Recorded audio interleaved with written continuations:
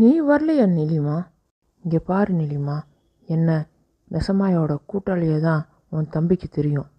உனக்கும் உன் தம்பிக்கும் பிரச்சனைனா அவன் உன்னை திட்டுறானா உன் மேலே உள்ள பாசத்தில் தான் நிலிமா அவன் உன்னை திட்டுறான். அதை நீ புரிஞ்சுக்கோ.